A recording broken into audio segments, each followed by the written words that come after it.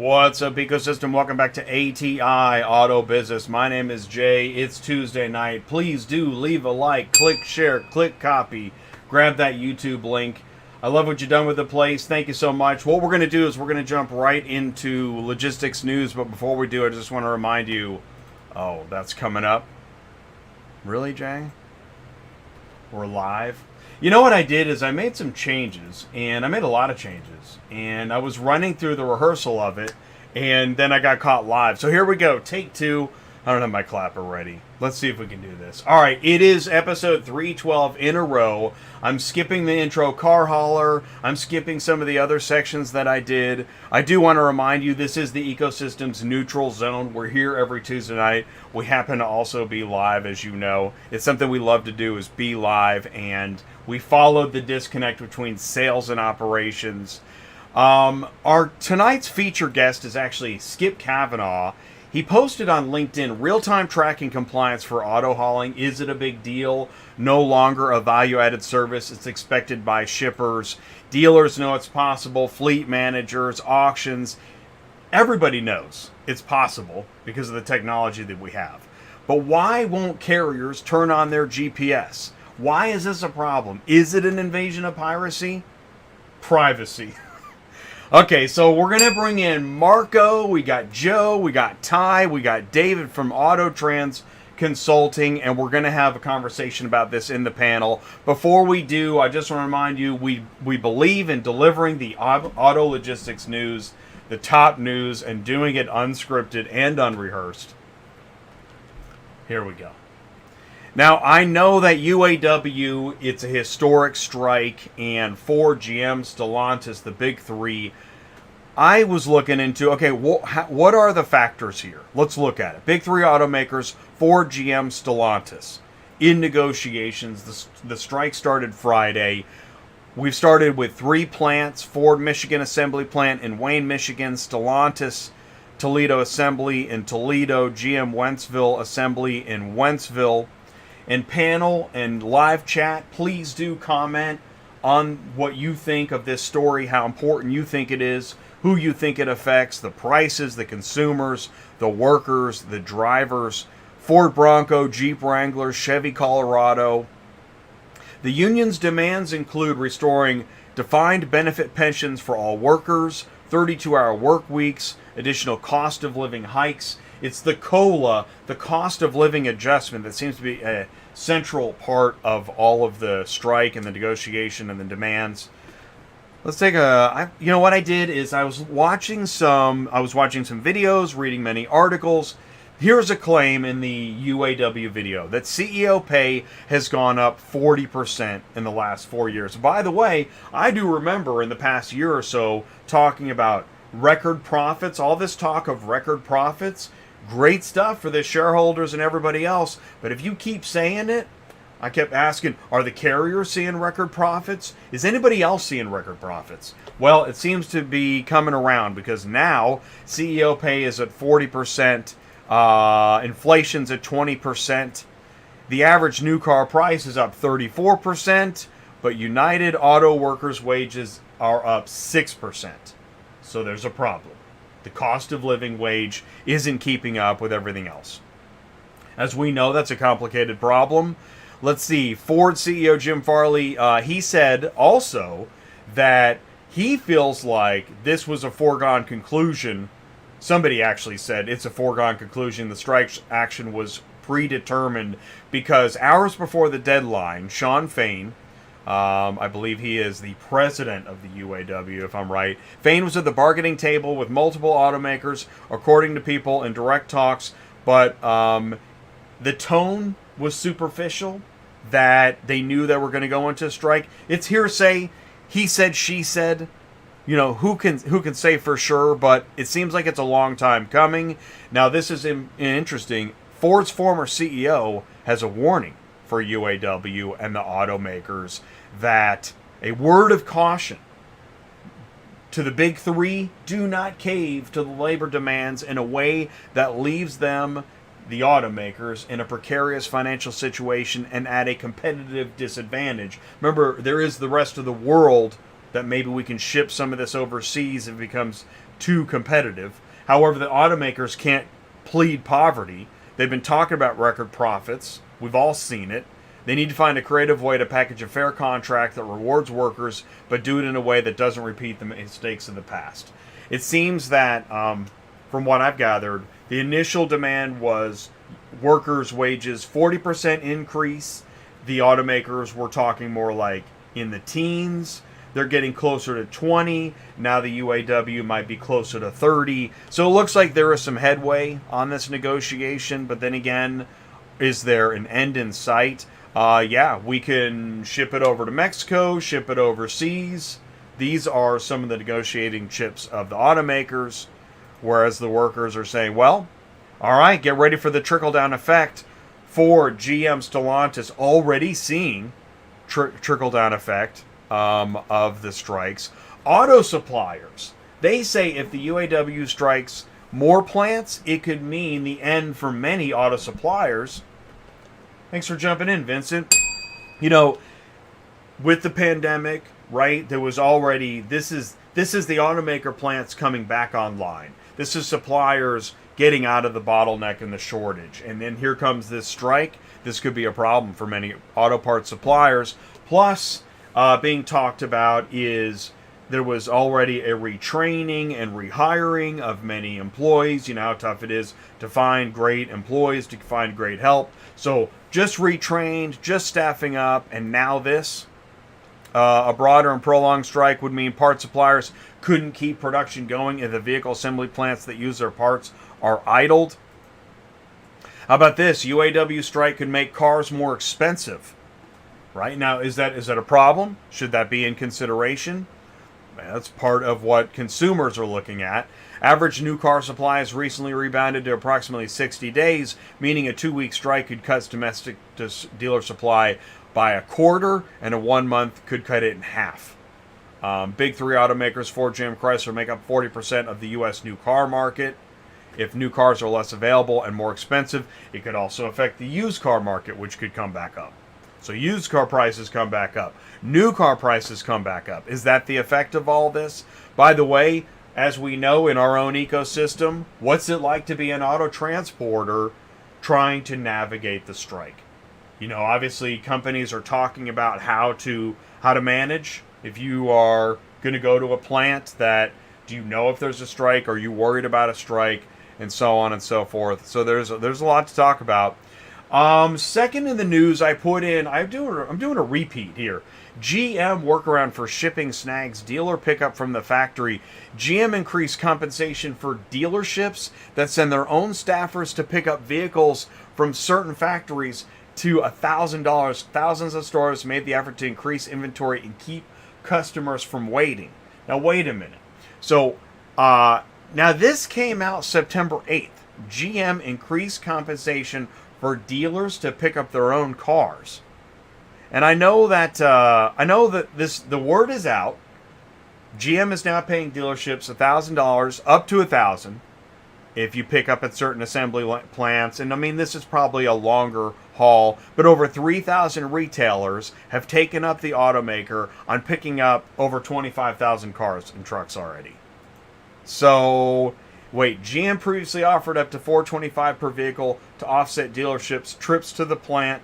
Wait, so are there not car haulers available? So, this is interesting how the automakers, some automakers, offered some dealers to come pick up their cars in advance of what was looking like a strike coming up. Now, is this an ongoing campaign? That I'm curious of. I don't actually know the answer. It has been said and speculated that some of this is because we know autonomous is coming down the pipe, right? Here's autonomous rail vehicles in test runs. Parallel Systems unveiled Tuesday another second-generation battery-powered autonomous rail vehicle, which is slated for use in pilot projects both in the U.S. and abroad. LA-based Parallel Systems is looking at how autonomous rail vehicles perform in the broader rail network. Right now, they can use them by remote control, but eventually they will be fully autonomous. What does autonomous vehicle delivery look like in the future? And how does that play a part in automakers having dealers pick up their own cars, in the UAW strikes?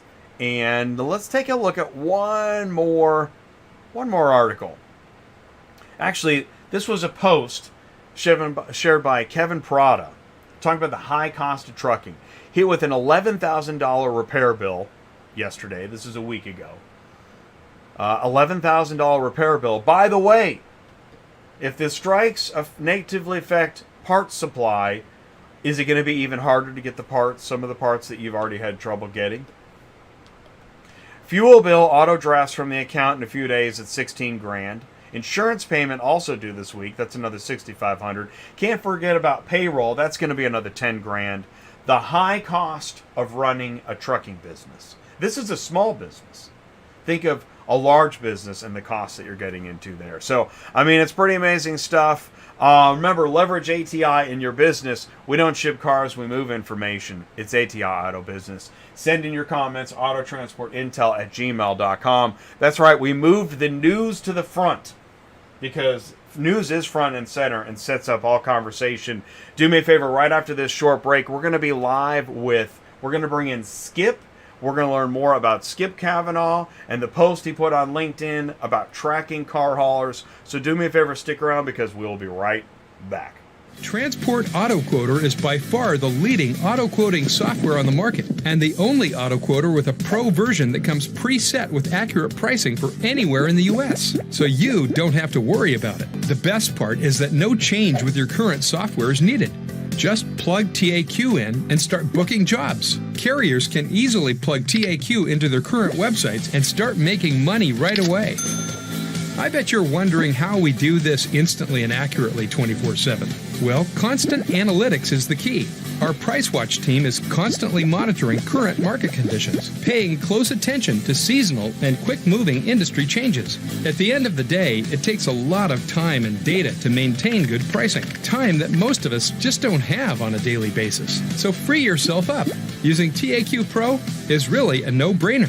Save time and money, maximizing your leads and optimizing your online investments. You'll finally be able to sleep well at night knowing that TAQ is on the job selling for you 24/7. Never missing a potential job.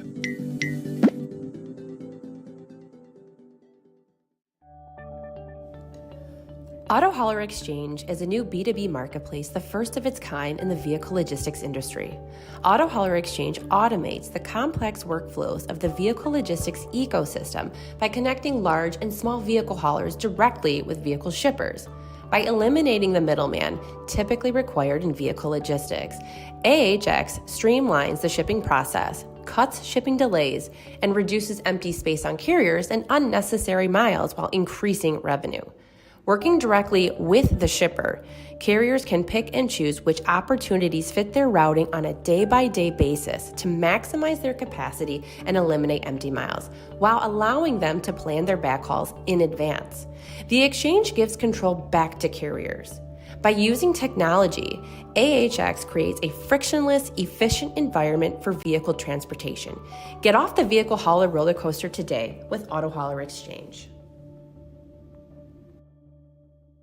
Auto Hauler Exchange B2B marketplace connects shippers directly with carriers, and that means putting the power of the business transaction back in the carrier's hands. Visit autohaulerexchange.com. Links are in the live chat. Fantastic. Thank you so much. Hey, by the way, really do appreciate the making martinis in the super chat.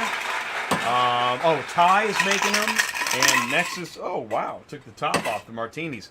Ty is making them. Nexus is making them. Also, you got your links in the live chat. And I just want to say hello to everybody in the live chats for saying hello. Carlos, Questions, Chris, Gary, Vincent, Joe. And yes, Chris, I got the email right before the show. And let me know when, if that becomes public information, if there's more information to know, feel free to send in the news, autotransportintel@gmail.com. And now it is time. You guys ready? Here we go. Please do help me wish a very warm welcome to our featured guest tonight, Skip Kavanaugh. Can you see me and hear me okay? Yep, I got you. Thanks for having me on. It's great to have you here. All right, so you wrote a post. Now, this was, when was that? It was like 6 weeks ago, right? No, it wasn't that long ago. Really? The No. real-time tracking? Tell me more. No. Tell us about the post, and if you think you You've remember been too when many it's- conferences, man. Man, dude. You're stuck in hotel time. Dude, what's going on? But I mean, you know, in the original post was well, I'll give you a little background for folks that don't know me. Been in the car business forever, from retail to wholesale to auto transport, and now I run a company that consults with people in the transportation industry, primarily auto haul, right? And recently, I had 3 separate clients. This is what started this whole post. I had 3 separate clients, right? 2 vehicle manufacturers and a large, auto dealership group. None of them are related, but they came and asked me the same question. Okay, the question was, how do we utilize non-asset based and smaller regional carriers in our network and still have visibility into real-time tracking? Okay, well, first of all, that's encouraging, right? Because what are they telling us? Traditionally, only the big guys, Jack Cooper, Hanson Nag, those guys had access to the manufacturers, right? And they're saying we're looking at different ways to do this now, right? We're looking at using smaller carriers. That's encouraging because we've never really had access to that market as smaller carriers, right? And now if all these conversations would have happened over the course of a year, I probably would have just shrugged it off. But they all happened within 1 week, right? 1 week. So that's a sign that something's coming, folks. Right. So, all right, within 1 week, you had 3 different customers wanting to know more about real-time tracking of carriers and delivery. And the reason this is important is because when we go to the carrier, like I made a short video about this, and I was getting thumbs down and this and that, and I have a habit of getting that because I talk about things that, I mean, it's tough stuff. Listen, I know carriers don't want to be tracked. Take that. Is that true? Well, and I mean, I'm having a hard time understanding why. And I've worked with organizations where I mean, the tracking compliance or the participation, I don't like the word compliance, but it was pretty high. And I've worked with companies that it was really low, right? I mean, I reached out to my other contacts in the business after these conversations, and shippers, brokers, and come to find out, a lot of them are already talking about this too. So this was not like an isolated incident. They're all trying to figure out how to implement a system that would require carriers to utilize real-time tracking, and it's a big topic. And why do shippers want that? Well, I mean, for a lot of, it seems like a ridiculous question, right? For a lot of reasons. I mean, realistically, it's about money, right? It's about, I mean, shippers, brokers, and carriers spend millions a year on I call it the phone tag rodeo, right? The trying to get a hold of people to find out about statuses, about ETAs, about all this manual tracking. In one car, that's six different phone calls back and forth. It's millions of dollars a year that people spend in lost time and wages on this. Shippers and brokers, I tell you, don't want that expense. The market has changed, the car market especially, and people are starting to sweep the corners, and they realize that they're spending millions of dollars a year answering the "Where's my car?" phone call. Right. Okay. Right. Okay. So when we talk about dollars and we're talking cost, about dollars. It's human time, money, and energy, and everything else actually having to find out where somebody is rather than just being able to see the pin drop on the phone. Is that right? Right. Well, and exactly that. And I mean, obviously, especially with manufacturers and stuff, and the large dealership groups now are moving to a just-in-time model. And I mean, I've had a customer ask me, "Hey, when you send me that little report on the condition of my car, can that go straight into my fixed operations side so they know to order paint, know how many guys to recon this car, that I'm going to need a Right. tire?" Perfect. Right. So all this stuff is connected, Right. and that's what the car business is becoming now. Very connected. Well, it seems again, It's not about cool guy technology, it's cool stuff Cool for the guy nerds, technology, but right. but their accountants and their lawyers are saying, get this done. So that's one of the things I think, that because when you look at the volume, let's say you look at a software like, when I've had a chance to see like Freight Verify or Cognosis, and you're looking at software that's managing, I mean, we're talking thousands, tens of thousands of vehicles. You don't have time to call even 100 trucks. Nope. You don't have time. So, but Gary's got it in the live chat. Carriers don't want to be tracked because they don't want brokers and shippers calling them, asking them why they are 20 miles off route. Is there a way to do the technology so it's the best of both worlds? Like I said to Sue, can we do Monday through Friday, 8 to 5, within 10 miles of your location technology? Well, I mean, obviously, people get this mistake that the shipper wants to know that you're at grandma's or at the Flying J, or everybody has to eat, everybody has to get gas, everybody has to stop for the bathroom, right? They don't care.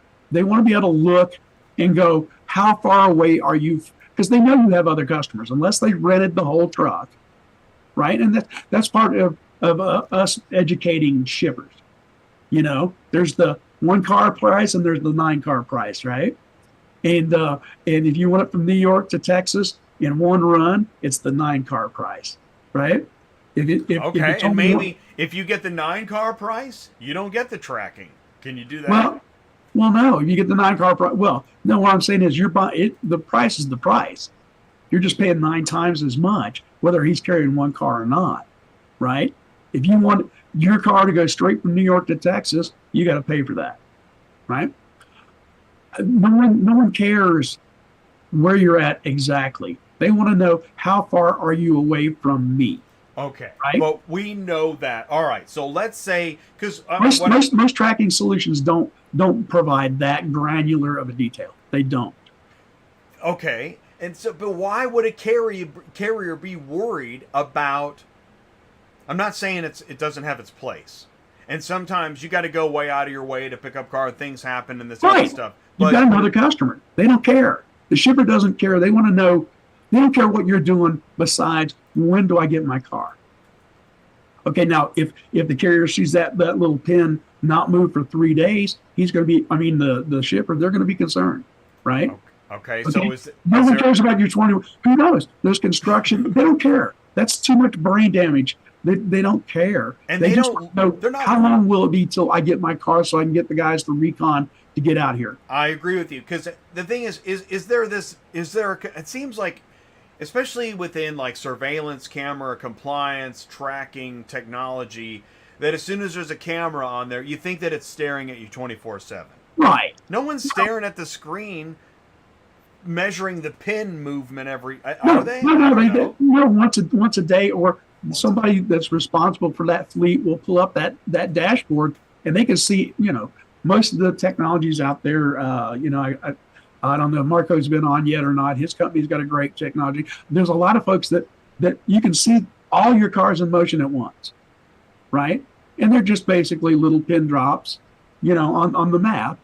And that's all the guy wants to know is, how long is it going to be before these get here? Right. We got about 5 more minutes before we're going to bring in the panel, but this is really good. And so Marco's going to be on the panel. And here's Joe. Joe's going to be on the panel tonight. Actually, it's as much about the cost of revenue being moved from the shipping yards to floor plan, and the compliance requirements that go along with the customer's reporting requirements. Manufacturers deal with big data. They aren't looking for just one truck, and unless there's some anomaly, right? I just read an article about, I get stuff all the time about the trucking business, and this guy wants to sell me driver-facing cameras. Are you kidding me? Right? Apparently that's a thing now. I couldn't stand that. Can you imagine driving for 12 hours knowing that some guy in Indianapolis is looking at a monitor and watching you, eat your sandwich? But isn't this common? I mean, isn't it pretty but common? This is not what we're talking about. Right. So that's the thing that I think people get wound up about that. But I mean, that's why that is the thing. Wow. I wanted to find out. We are wound up about surveillance. I want to hear it from the horse's mouth. I want to know why this, because I mean, it's going to happen. Unfortunately, this process is common, and we can either, as an industry, we can figure it out. Okay, so or that's what I'm saying. Or the shipper will figure it out for us. It is happening. And we're not going to like that. It's coming. It's going to stink. It's happening.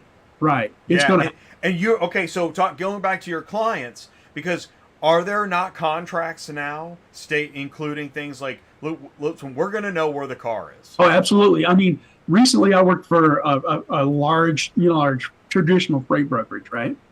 And I found out it's not uncommon in their world at all to literally dock a carrier's payment for a load for not complying with real-time tracking. It's in the rate contract, right? And the problem is these shippers that move paint and parts and brake pads and tires, they're moving cars too. And they're like, why can't, the question was originally, is the technology not available for auto haulers to do this? Unfortunately, it is. Then why can't we get them to do it? And what's the answer? Yeah. What right. So, I mean, I'm desperately trying to find this out. Yeah. That in a way that makes sense for carriers, right? I mean, big companies are going to be big companies. Carriers every single day, 88% of the carriers in the world are one truck. They're fighting for their lives. They're trying to feed their family, right? There's no, I can take $1 million loss. There's no such thing. Oh, right. Right. Well, yeah. No, you need every good paying load. Do we have any statistics or information about the number of carriers that just will not turn their GPS on? And is that what we're talking about? Do they have it? Right. It's just an on-off. Is that it? Right. Show my location. For auto haulers, mostly it's the app. Show my location, right? On their phone. But if carriers use, macro point or anything like that, those technologies are always on too. And it's a case of for traditional freight, it's about 12% don't comply because they lose their money. In auto haul, nobody I know does that yet. But I mean, even the best I've ever seen was a company that had about 64% of their carriers actually participated in it. 2/3. Right. So I mean, this is a real I've seen some that are just the opposite. Right. Where it's like 2/3 would not. That will not do it. And so, isn't the logic? It's going back to Gary's comment. Isn't the logic if you don't turn it on, now I have to call you? Correct. And now you're on my radar, right? Because I mean, I can guarantee you, I've sat and done the RFPs. Enough RFPs in this industry have been decided.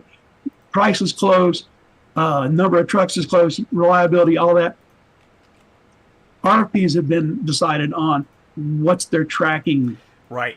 Thank you. SLA. Right. Well, no. That's it. What's an SLA? Tell us what's an SLA, because I know a lot of people. There are people that don't know. A service level agreement. It's when you shake the customer's hand and say the car will be there in 5 days. All right. Perfect. Right. So we got the SLA. We made some level of promise. Now, to make sure that the SLA looks like it's happening as delivered, which is why I talk about the disconnect between sales and operations. 4 days have gone by, nobody knows where the car is. Right. We have a problem.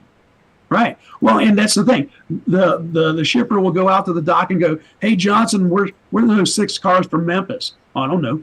So now he goes back into his office, calls the salesman, "Hey, where's my car?" Salesman looks at it on the board. There's no pins.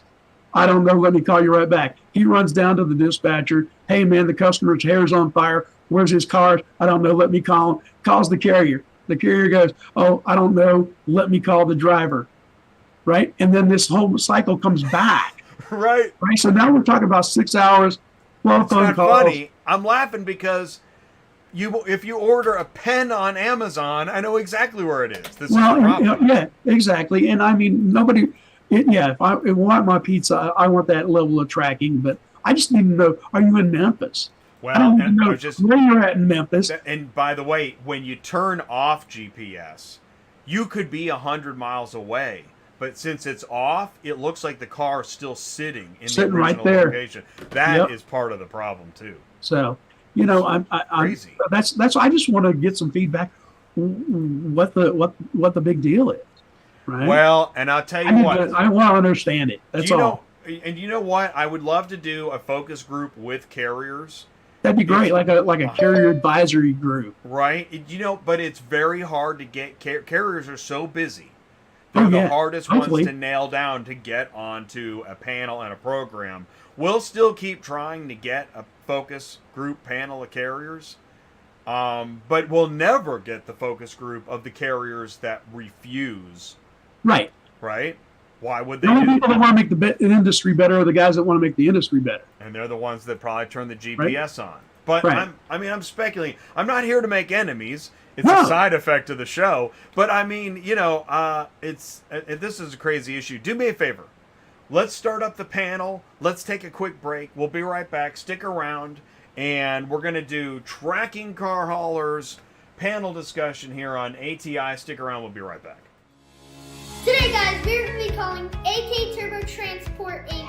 from Jacksonville, Florida. His name is Andy. We're going to be giving him a call today. Good luck.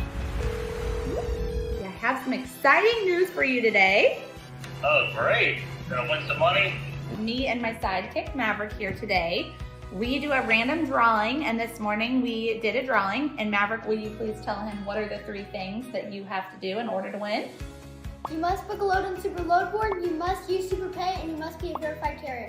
And you are the lucky load winner. So, oh, wow. Yeah, we're excited. So we are giving you a call to let you know that you have won $250. Wow, great, that's awesome. Well, we're so happy, and if there's anything we could ever do for you, please let me know. Okay, great, thank you very much. I really appreciate that. Yay, hope you have a wonderful rest of your day. I will, thank you, and you too. That was a success, everybody. Stay tuned as we continue to conquer the carriers on Super Dispatch.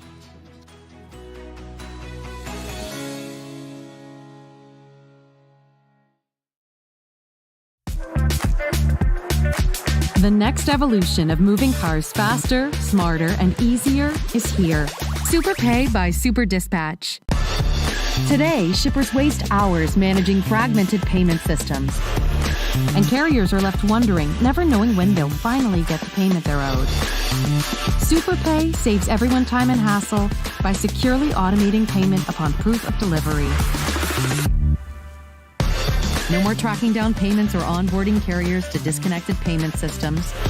With integrated payments with SuperPay, Super Dispatch is now the only end-to-end, all-in-one auto transport platform. Automate payments where you automate transport. Super Dispatch, TMS, mobile app, Super Load Board, and SuperPay, helping carriers, dispatchers, brokers, and shippers move cars and get paid fast on one auto transport platform. Visit superdispatch.com and be the lucky load winner. Check that out. Links are in the live chat. Okay, here we go. We have the panel cooking ready, and Skip got us all warmed up. So please do help me wish a warm welcome to the Tracking Car Haulers Tuesday night panel. Who wants to pick up where we just left off? Anybody have a thought? Yeah, I'd love to. Yeah, somebody take it. This is rugby. Grab the ball. Yeah, let me throw a couple comments out there, and then certainly open it up the rest of the panel. But my personal opinion on this is that consumerism over the course of COVID, and especially now over the last couple of years, has really done a lot to push thought process of, hey, we should have the ability to track cars when they're being moved, right? Those consumers who were stuck in their homes for a while and were using Amazon or using Grubhub or using, getting their groceries delivered to them, there was always a way to track, right, where those were. When would they be delivered? When are they en route to you?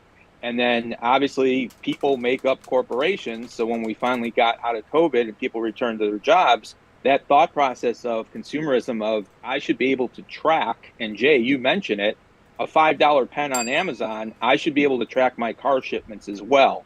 So I think that has done a lot to put it into a prevalent position as far as people and corporations asking for it. I do think there's a couple challenges, and I'll just give a couple of them quick, and then certainly want to hear from the rest of the panelists on it. But in the auto transport space, it doesn't quite work the same way as general logistics, very specialized. You have carriers that might be hauling a load for one individual or company, but there's other carriers who might be hauling multiple vehicles along a lane or a route. And because of that, they're going to make multiple stops. They may not literally go linear from point A to B. They may make multiple stops across the route. So I think there's important to have an education process for the end consumer so they understand some of those specialized nuances of auto transport. And that's personally why I'm a little biased here. But when you're an auto transport management company like we are, that's part of our job is to help out that education to consumers that you might not get if you're using a load board or an exchange board or just connecting directly with a driver, so that we can help shield the drivers almost a little bit so that the consumer understands if my driver suddenly is 50 miles in the opposite direction, that's not a red flag that something wrong is going on. That just means he's running a certain lane or a route. So I think that is a challenge with opening up tracking. And I did see one of the carriers in the chat mention, I'm going to deal with a million questions as to why am I suddenly 20 minutes, off course or what have you. My other thought, Jay, is that the challenge, and this is probably more so on the transport management side as opposed to an asset-based carrier, is that you are dealing with so many different apps as a driver. And every one of those apps probably need to be enabled for tracking. You may be dealing with 5-6 different brokers across the route that require you to use 5-6 different apps on your phone. So I think the challenge for carriers is how many of these apps do I need to use to get, a lane run from A to B? And I think that makes it difficult because a lot of companies are utilizing their own technology, require you to use their own app. So if you're hauling for multiple brokers, you don't have one universal app that you can necessarily use to turn on that will give them insights as to where your vehicle is. So, us personally, that's why CN made the decision that we were going to use a third-party app for our TMS in hopes that a lot of carriers would adopt this and they could use that same app and enable that same tracking for us, even if they were hauling cars for other brokers. So that was kind of my initial thought by listening to what you guys were saying before we came on. And I'll kind of, be quiet now because, yes, I'm one of the Italians on the panel, and Jay, I'll go on for hours. Well done. So good job. Jumping right in. Awesome. I love it. All right. You brought up a lot of points. I got a lot. I started making notes when my pen died, so I got another pen.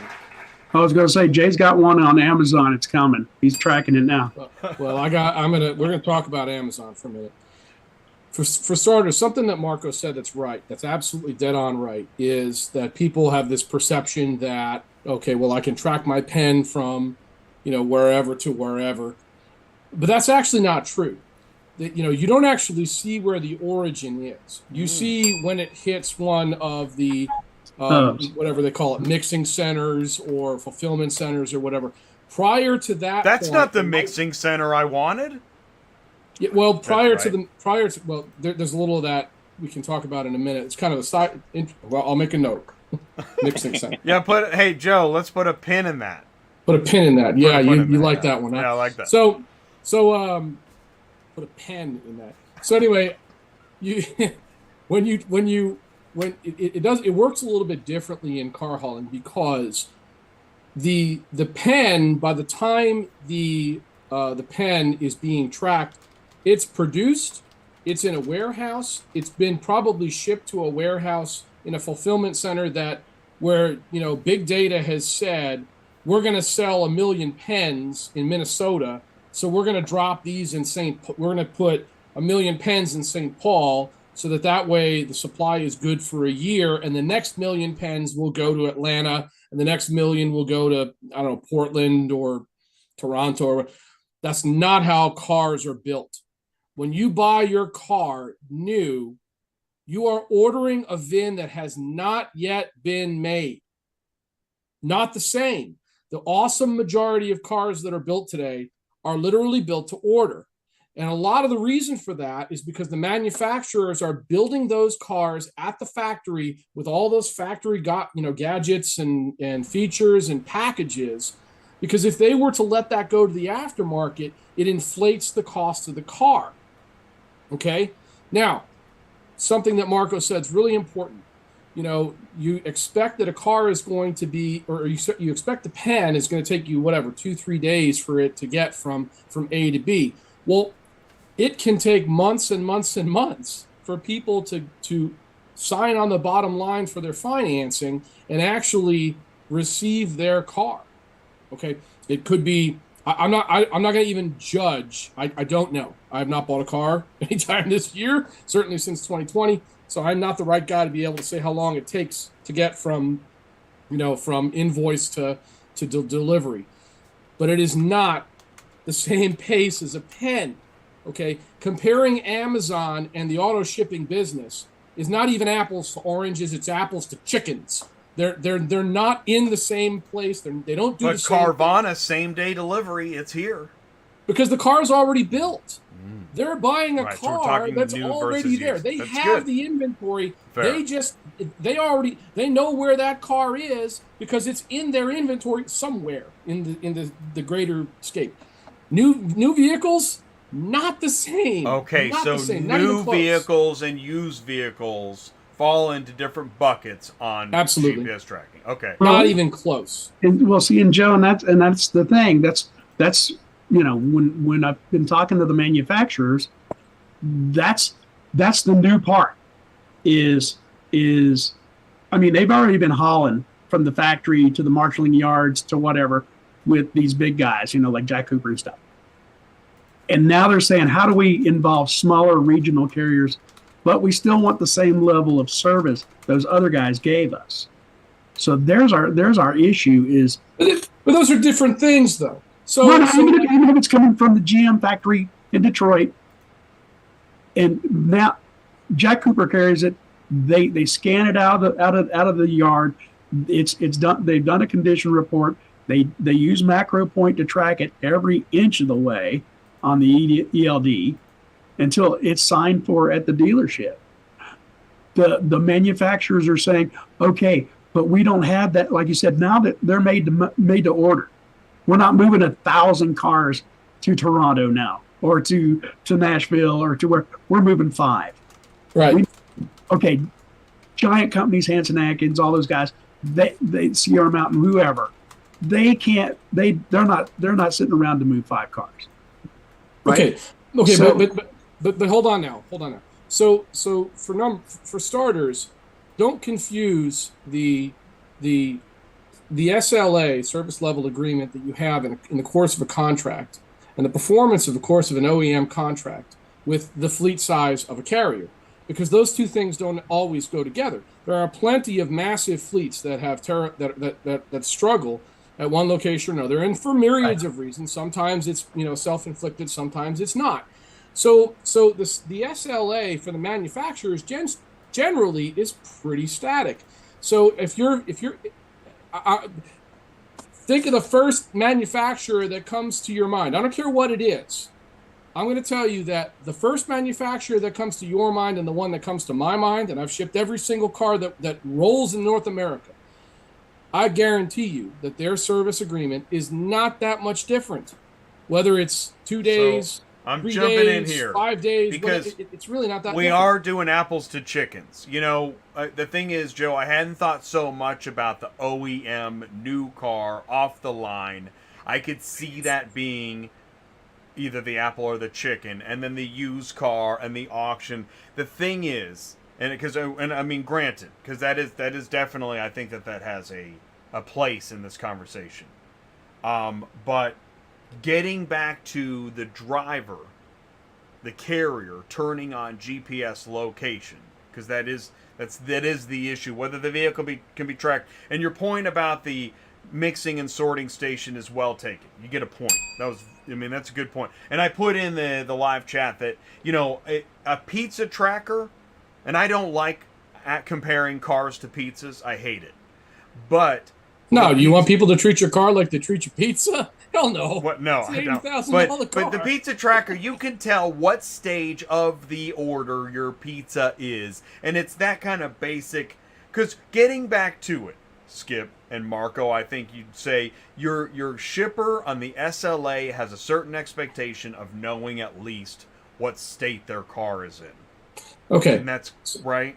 Isn't that where we're supposed to be? So the reason I make the distinction is because if you want to understand what the root cause is, you have to extract all of the other stuff that really is a distraction. Okay, and a lot of the notion of such overly simplistic, in my opinion, comparisons to automobiles and pizza or pens or whatever the hell else you get on Amazon or whatever, there is a tremendous distinction between the fact, number one, that all of those products were already built, probably were built a month and a half ago, probably built 6 months ago, in a foreign place that had to go through customs and all of those. If you were actually to examine the life cycle of I don't know, robot vacuum. Okay, but I'm going to jump in here.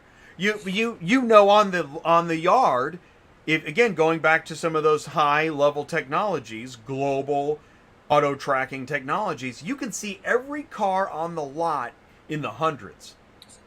Right. So where I'm going with this though, Jay, is that and really for the team is that the green, what matters is when the green flag goes up, which is when the car hits pavement from to be shipped out to delivery. Okay, and there is some reasonable amount of time, and this is the point I was making before about how all the manufacturers, doesn't matter who they are, every one of them has some metric, some KPI that says this is what we define as a reasonable amount of time. Okay, some of them are pretty static, some of them are real severe, some of them have caveats galore. They're all over the place. But they all have some sort of KPI that says this is what we define as a reasonable amount of time to be able to perform this particular service task. And then after that, the point of vehicle pickup to vehicle delivery. Now, I would argue that if you were to look on the whole, there's always exceptions to everything, especially when you get into big data. But I would argue that on the whole, generally speaking, those SLAs are really not that different. And I would argue that on the whole, when I'm in Kansas City, so I'm just going to pick on Kansas City. When Kansas City is struggling, probably the rest of North America is also struggling. When Kansas City is ahead of the curve, plus or minus, based upon regional differences, by and large, the rest of North America is also basically on the same curve. The exceptions might be fleet orders. They sometimes throw some spikes here and here and here and here and here. And I've worked in these larger organizations where there are bigger fleets and bigger orders and those kinds of things that have to be digested by the carrier. On the whole, generally speaking, there's an ebb and flow to the way that inventory comes and goes within our industry. There are 2 times a year we're always slow. There are about 5-6 months a year we're always busy, except for Florida, which is the craziest state I've ever seen. Anyone that's in Florida, I'm sorry, I don't understand your state and the way that car shipping works there. But the rest of the world, by and large, generally speaking, has an ebb and a flow. Everybody gets busy at the same time. Everybody gets slow at the same time. Now, this brings me to my next bullet point, which was something Marco said that I think is magnificent, which has to do with when you have multiple manufacturers on the same truckload. This happens all the time, especially in the OEM world, where carriers tend to have a density around areas. That's just how that works. Carriers are going to evolve towards the places where they can provide the best value and the best service, and the manufacturers sit there and say, oh yeah, so-and-so carrier, they're in I don't know, Denver. So we know that they have a good presence in Denver. They'll do a good job for us. And I believe that by and large, that is one of the decisions that drives who is ending up with what amounts of traffic. Now, what happens when a truck has half of brand A and half of brand B on it, but brand A and brand B don't report to the same places? It creates a tremendous problem for the carrier, because now you are reporting multiple EDIs in multiple directions. And the thing is, what happens, let's say, for example, I'm going to make this up, but brand A has a dealership that's 50 miles away. Brand B's dealership is 100 miles past that. We would never build that load, but let's say we did. Does brand A's feed stop at the 51st mile? How do you manage that? How do you tell the computers not to do that? And that's a huge issue. Well, Joe, here's my question then. So could we not find a common technology like Freight uses MacroPoint, right? Or FourKites, but majority use MacroPoint. If every app connected to a common reporting stream, would that not solve the problem? If the manufacturers would do that, the answer is yes. Correct. I've never seen that happen. Well, that's what I'm saying. They're out there right now looking for answers. How to do this? How to? I mean, GM has finally threw up their hands and said, "We'll just pay dealerships $1,000 to come get their own cars." Well, okay, yeah, you know what I mean. But I mean, you see the level of. GM also said they're buying a private fleet, and I'm not saying that they aren't doing either of those things, but they're throwing a lot of darts right now. And, right. and by the way, God bless them for it, because they need to do that in order to be able to get their product to customers. God bless them. Right. But that's what I'm saying. In your opinion, if we could find, an outside entity like Mac, and I use MacroPoint just because it's common in Freight, but something like that everybody could agree on, that's the standard. Do you think that would solve it? So I'm going to say this, and we joke about this in where I work, and we call it rule number 1, which is every manufacturer has had their own experience. Every manufacturer has built their systems to cater around that experience, and no two of them, although they're close, no two of them are the same. Right. And so this has been the struggle. Is how do you deal with the economic values of manufacturer A and manufacturer B, one who has a relatively complicated mechanism and one who has a much more simplistic mechanism? How do you deal with those types of problems? Yeah. Now, that is a different discussion than what we're talking about here, because the game changer would be if we had a car haul 901 or 902. Everything else is different after that happens. Right. But in the 26 years I've been doing this, there's no car haul 901. There's no car haul 902. And so we struggle with this particular problem over and over again. Also, too, manufacturers have a tendency to differ in how they want their data sent to them. Sometimes, I mean, it's not really something as simple as 5 minutes or 15 minutes or anything else like that, but rather what milestones are important to you. A lot of that has to do with how their financial reporting has to go. It's not about service. It's about Sarbanes-Oxley and being able to conform to the various fiduciary requirements that they have to report on a monthly, quarterly, and annual basis. And so as a result, the transfer of millions and millions, well, probably hundreds of millions of dollars of stock from, this yard to that dealership can have a tremendous impact on what the earnings outlook is that they report to shareholders, and they want to take advantage of every single bit of that.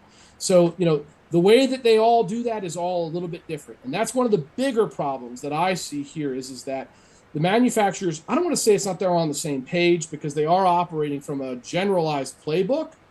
But despite the fact that they're operating on a generalized, relatively consistent playbook, they all choose different ways to report essentially the same things. And this is where this is why I say, if there was a standardized 901, 902, different scenario, but there's not. This is what we're butting up against today. Yeah, I just want to bring up two quick points. Is that everything we're talking about, I think, is a good discussion, focusing on OEMs or even remarketing. But there's another side to that coin, which is that POV space. And that's something that we heavily play in. And that's a little bit different because the car is at origin and we know exactly where it's going. But, you know, POV, and again, that's a little bit more towards the consumerism where their idea or their KPI, if you will, is probably going to be vastly different than a larger corporation like an OEM. So there are aspects where their expectations of tracking is tell me when I'm going to get my car and show it coming to me in my route. And they might be staring at the screen. Right? That's right. Oh, and they they are. might be staring at they are looking at the pizza Oh, my tracker gosh. to say, when is it coming?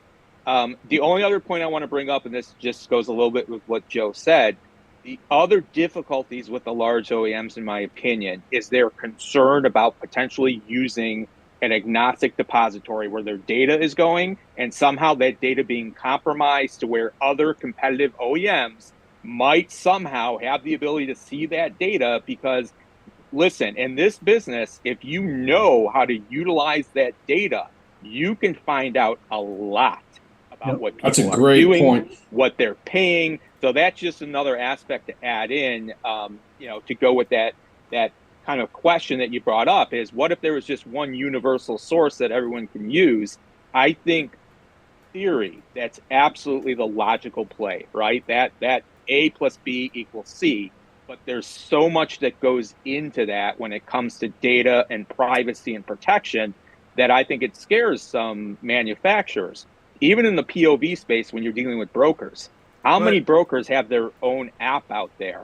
That the reason why they have their app is they don't want to share that data with other third-party entities who would be able to understand what their business diagnostics is. So my third point, app fatigue. Great point, Marco. But I want to jump in and say we keep talking about this as if this is a manufacturer issue, but going back to carriers not turning on their GPS, now carriers are going to say, well, yeah, because I'm looking out for the manufacturer that doesn't want their data to be shared with other manufacturers.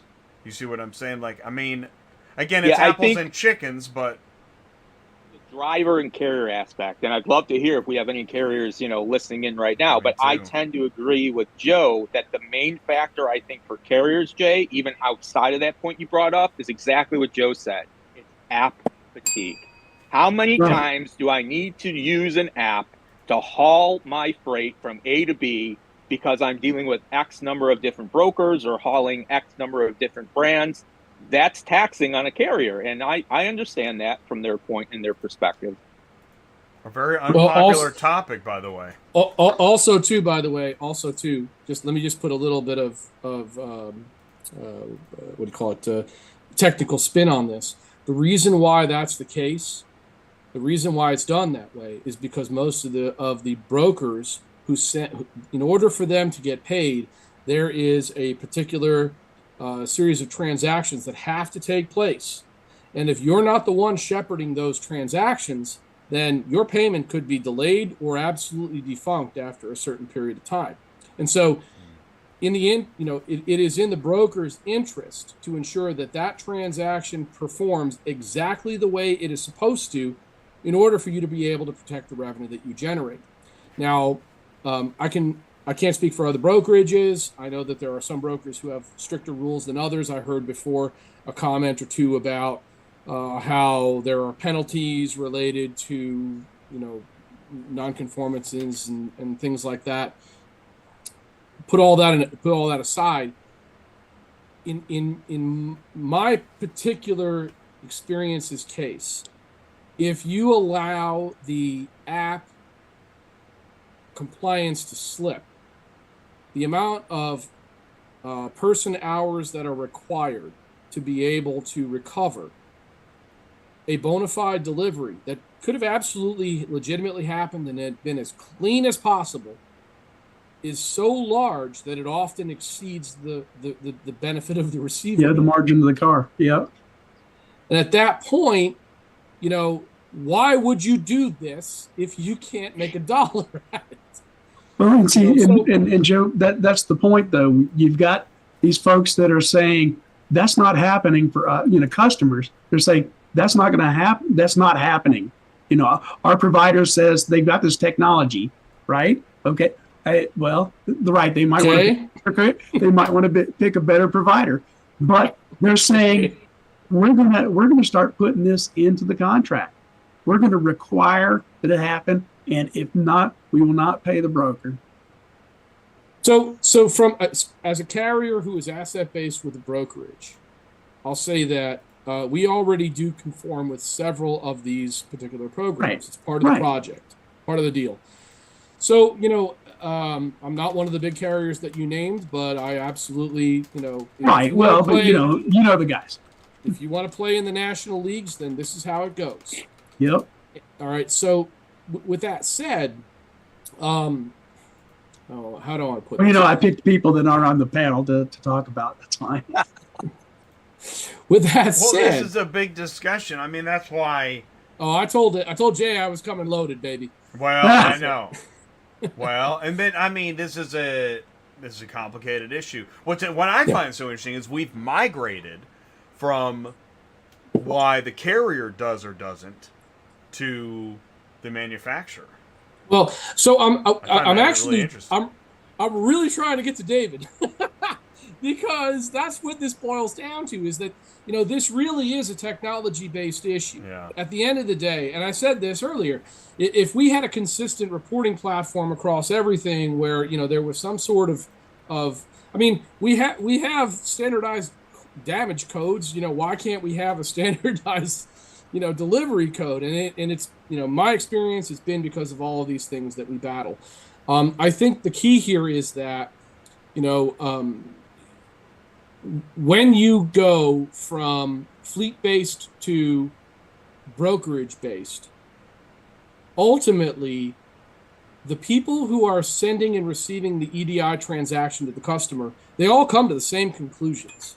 It doesn't matter if they have a fleet or they don't. These are the same. They reach the same conclusions. We have to have this, and this. And if there is not compliance with this, and this, it becomes a business decision about how hard you want to fight for your revenue, or whether you want to protect a particular carrier or a particular company or a particular, whatever, and enterprise.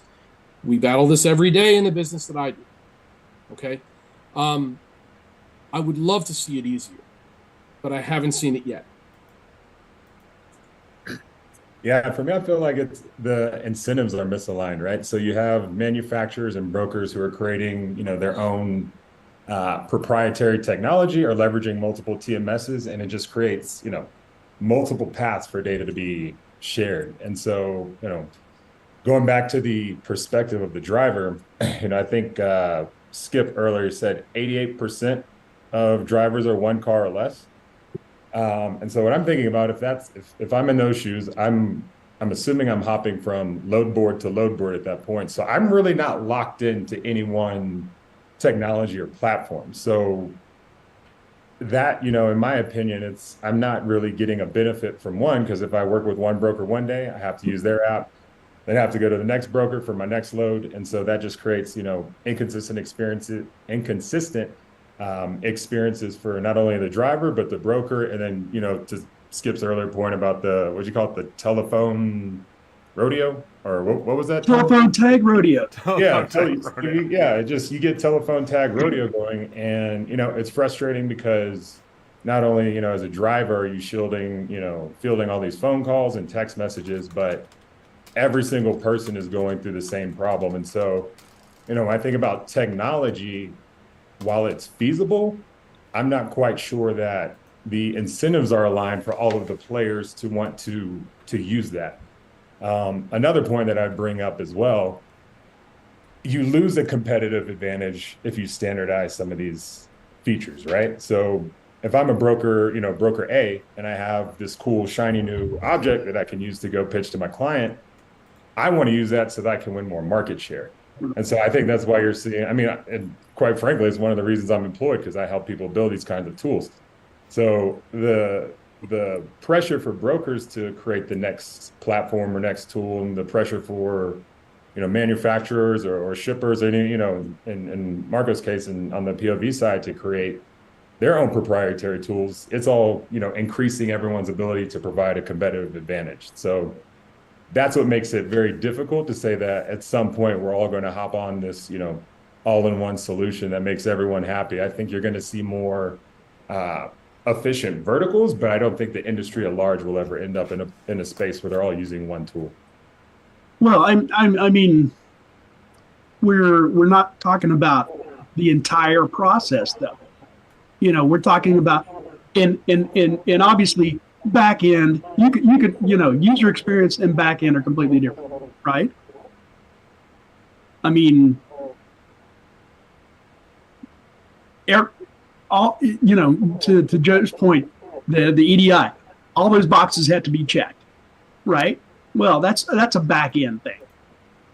When we talk about, and I think Marco, please don't feel like I was being aggressive or attacking you on this point when I asked that one time, because brother, I know the struggle about, well, how are we enforcing this? The customers are asking. They're asking, hey, why can't you do this? Everybody else can do it. We've got, less than truckload. Six different customers can be on back on one truck, and it's still tracked, right? That's the thing. They're asking, why can't this be done? Is there not the technology? Well, obviously, there's a lot of cool stuff going on as far as how people run their processes and their apps and all that stuff. But we're talking about a basic building block of, we as a business, we move cars on time in the condition they were received, right? I'm going to jump in. Okay, let me ask you this.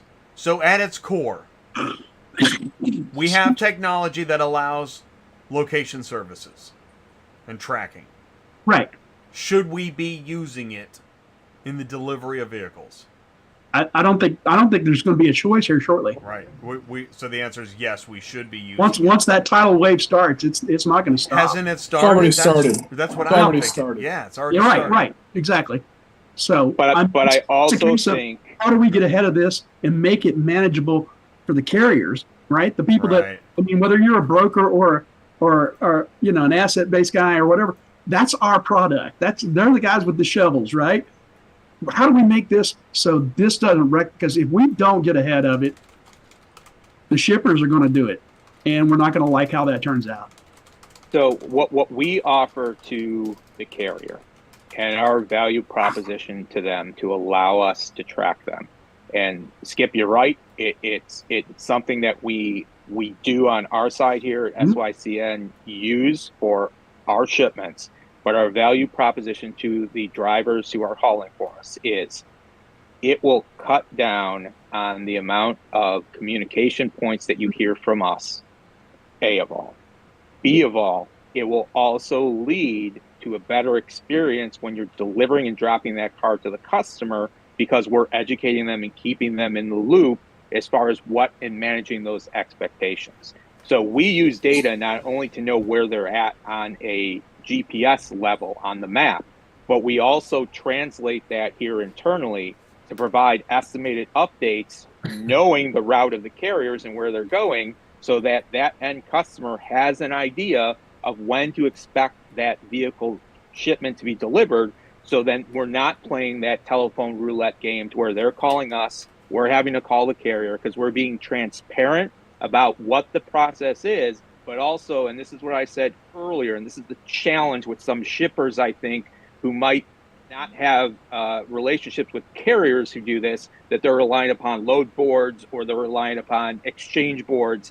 There is an education that is needed so that they understand the specialized nature of auto transport logistically, and the fact that, hey, your car might look like it's somewhere where it shouldn't be, but that's not because it's an issue, it's because of the nature of auto logistics. We will keep showing you positive impact.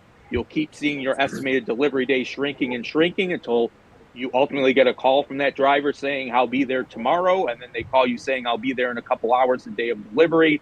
So that is what I think is the benefit and why we push so hard for our carriers to allow us to track them, because we feel it makes life easier on the carrier in the long game. That's my opinion on it. You'd be surprised how many companies don't send that kind of information out on their customer onboard email. just, hey, this is how we do business. They're just like, okay, we got your order. Thanks for your money. And they ship the car. So it's crazy. I mean, obviously they're the exception, but there's people out there that do business like that, and that's why they get the phone call. Can I ask a question? I mean, like, is it, whether it's new vehicle or POV that's being moved, regardless of the two, I mean, how much of this is solved by an actual, like, accurate ETA? I mean, like, because a lot of this seems like it really does boil down to whether or not we have a good ETA on the volume that we're shipping. Who cares if you can see some dot if but ETA's right? Yeah. Well, but that's the thing is like the dealership group that I was talking to, they have 24 dealerships, but one guy in that group is, his team is in charge of managing the transport for all these dealerships, right?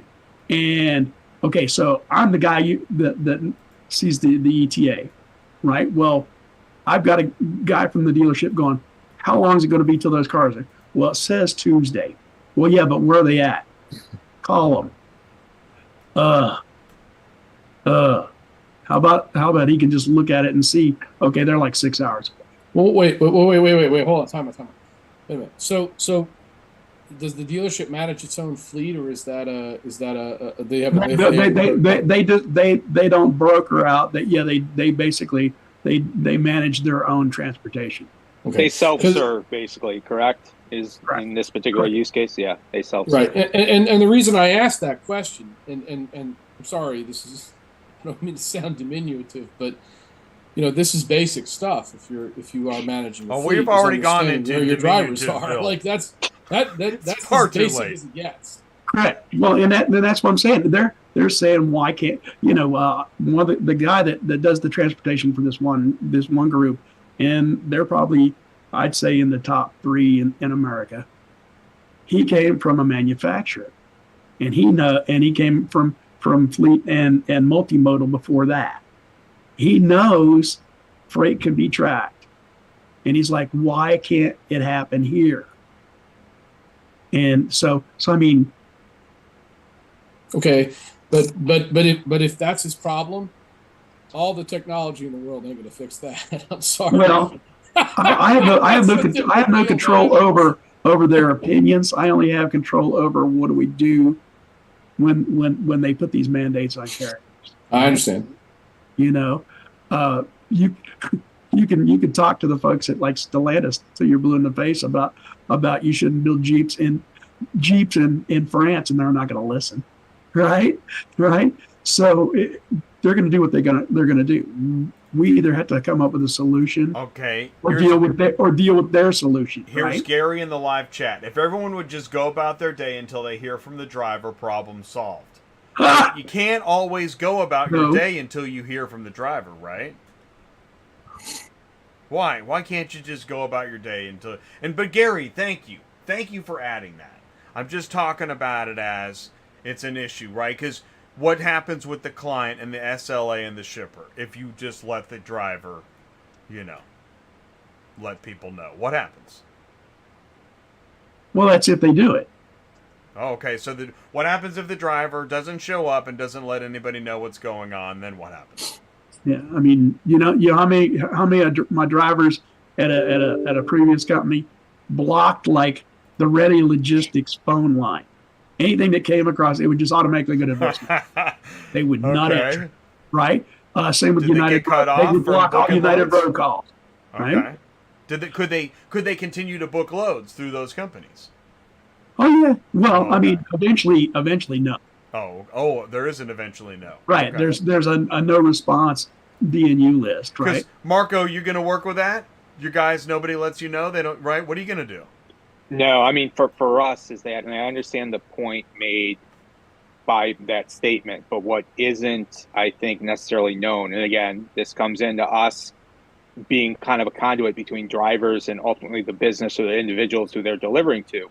There is planning going on for potentially that vehicle coming in that is impacted by trying to get an estimated idea of when it will be arriving.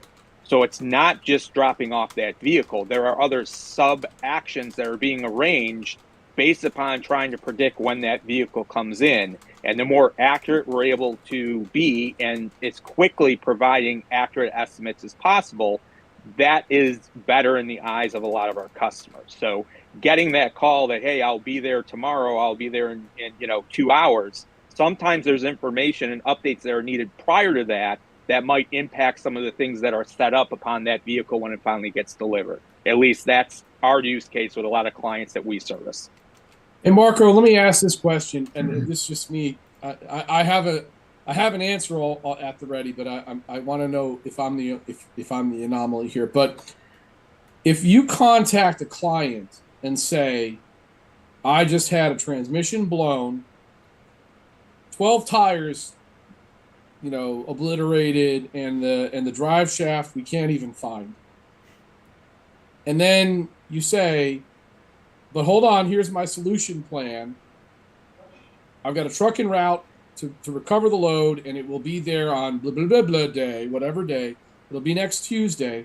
How often was the other end not receivable or not receptive to that response in your mind? So, Joe, as long as we're upfront and we don't wait until, hey, this is delivering today, but, oh, by the way, we found this out 2 days ago, right? Those are the hard calls to make.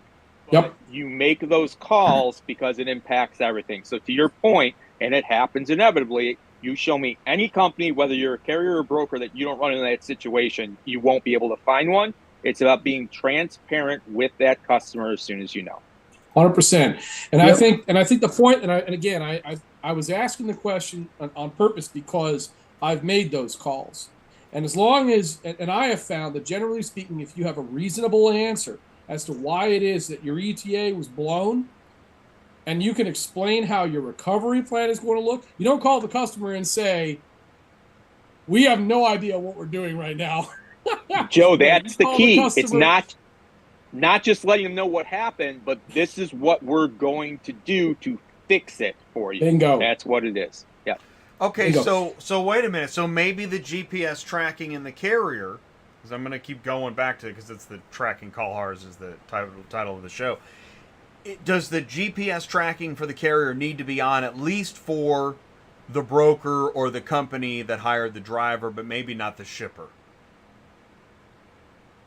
Well, generally we're getting that information and we want to try and shield the driver from that end customer. So we're providing the updates to them, right, Jay? So in your example you just said, as long as we're getting those updates and know what's going on, it's our job to communicate that to the shipper. And when the shipper has an issue with it or questions or ridiculous things like, why is it showing it's over there? It's the opposite direction from where I'm at. We're dealing with that and letting the carrier do his job and get that car safely and quickly transported. So in our case, we're the conduit to the end customer who protects our carrier partner as well from that, not knowing how the industry works, so to speak. Right, gets into that education piece you were talking about. Yep, which is pretty absolutely. Interesting. Yeah, it's interesting. Yeah, one of the things I've been thinking about a lot lately is like, what's the minimum amount of like notification? So we started off talking about GPS, and while that technology does exist, it may be invasive to certain drivers. So is it just providing those milestones of, hey, I'm on the way, hey, I'm 4 days out? Like, is that minimum amount of communication and updates to the broker and then on to the customer, is that enough, I guess, psychologically for someone to say, I'm comfortable, I'm confident, this car is going to get here when I expect it, and it's going to reduce the back and forth calls between both dispatchers and drivers, and then dispatchers that work for the OEMs and the shippers as well. So it's kind of one of the ideas that I keep noticing, or keeps coming up to top of mind, and I'd love to know what you guys think, because sometimes I think if it's that simple, that could be enough to reduce the amount of communications and emails and phone calls that go out.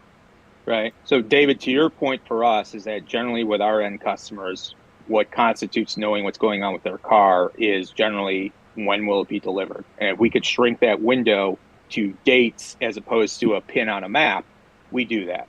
Now, that pin on the map that we get helps us deduce with some of our technology and logic when those dates change and how they alter. But ultimately, at some point, we might have a customer that says, hey, I'd like to know where my car is right now.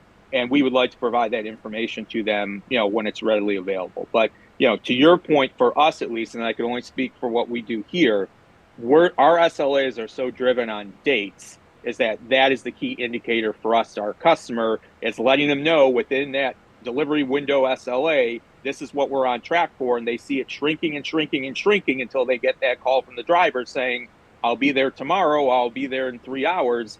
That's the key to our success, and that keeps the customer off the phone from us and off the phone to the driver. Again, going back to that telephone game that we had talked about to start off the conversation. Yeah, because Joe, Marco, you're correct with a lot of our customers. They have to know. I have a really, really good idea, because am I scheduling 4 recon guys or am I scheduling 12? Okay, do I need the paint guys here on Tuesday or Wednesday? There's a lot of stuff that we don't see once we hand the keys off. And in today's market, it's more important for those people to be able to turn those cars faster than ever. And it has a lot to do with that. And truthfully, at the end of the day, the customer is saying, I'll pay you money if you do this. Well, that's kind of what we're in business for, right? To Joe's point, there's a million different stipulations. Every contract's got some crazy thing in it, and we do it.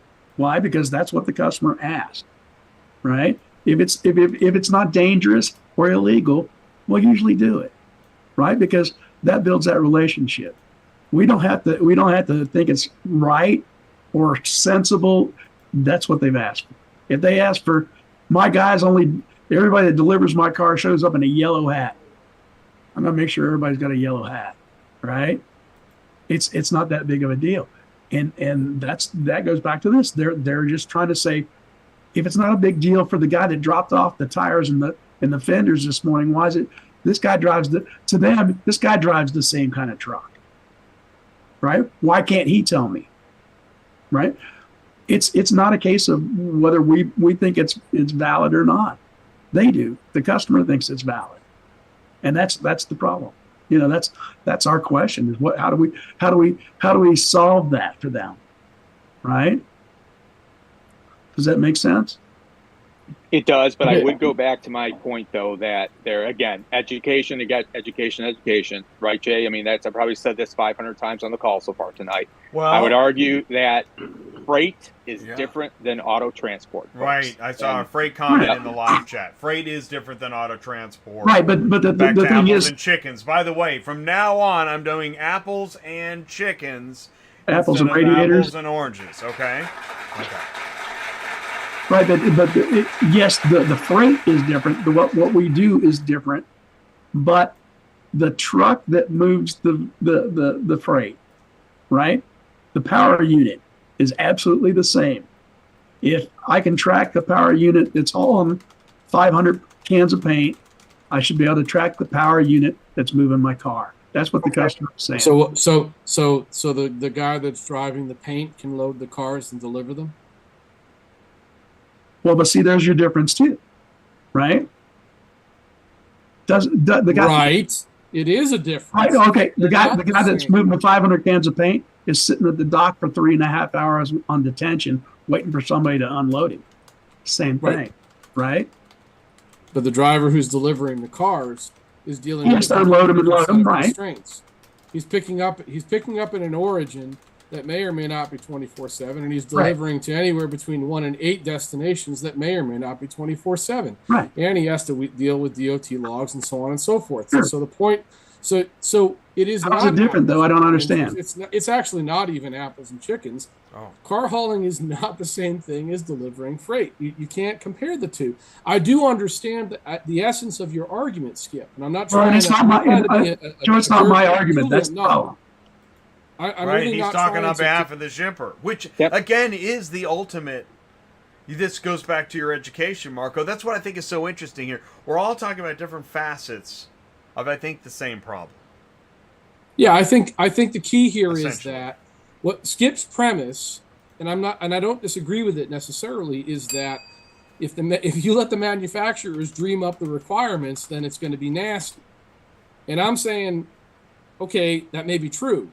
They've already started dreaming up. So push back a little, right? Or solve the they're problem nasty. before they get to it. Or something, yeah. They've already dreamed it up. Really And they've already point. started, and we're and I'm not saying this from the.